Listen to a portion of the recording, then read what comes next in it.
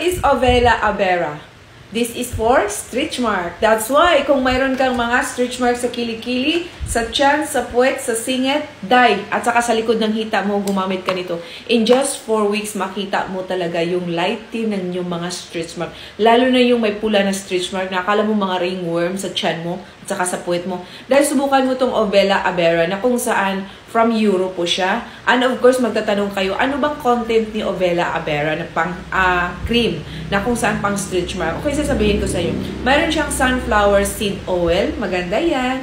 And this is my favorite, Centella Asiatica, na kung saan ang mga beauty product ko may content talaga ang Centella Asiatica. Even my sunscreen.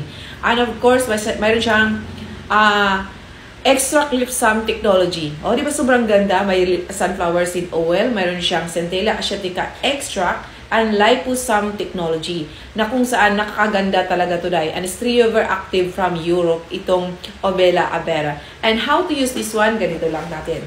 Ipapakita ko sa inyo, ano ba talaga ang cream ni Ovela. Napaka-klase ng packaging dahil packaging pa lang, pack na pack.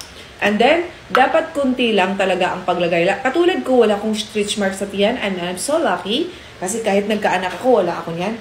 And nakita niyo itong stretch mark ko dahil naglalagay ako ng anong tawag nito? Ang buhok ng kilikili, tanawa dahil. Underarm, don't mind my hair sa underarm ko. Mayroon ako kasing nilagay dati sa underarm ko na kung saan mataas yung mercury. Kaya nagkaroon ako ng stretch mark sa kilikili at hindi ko yan ikinahiya. Iyan yung mga part na mayroon talaga akong stretch mark. And of course, wala sa tiyan. Sa tiyan, flawless ako dahil. Count me in, no? So, mayroon din dito na part, again. So, nilalagyan ko siya. And this is consistent dapat morning at saka gabi. Tapos, i-massage niyo ang paglagay. Ganito maglagay ni Ovela Abera cream stretch mark para sa mga may ringworm sa tiyan, sa puwet, at saka sa likod ng hita.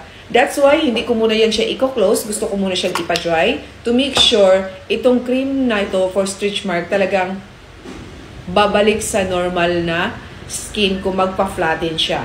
That's why yung mga stitch mark mo dyan na medyo pula, brown, dye, magbe-blend yan sa skin mo basta gumamit ka lang ni Ovela Abera Cream for Stretch Mark. So if you want to have this, just click my yellow basket.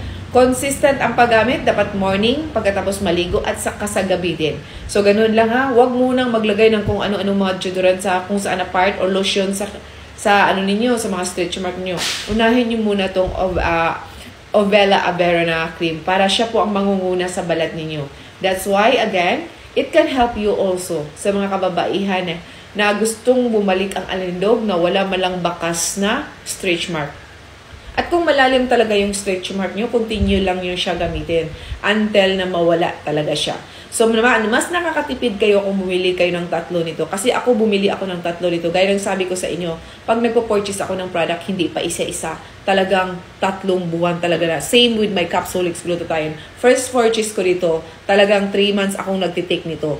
That's why bago ko siya, makitaan ko muna siya ng effectiveness. At gusto niyo kong maging kasama sa journey ko, I just start using this and see you after weeks.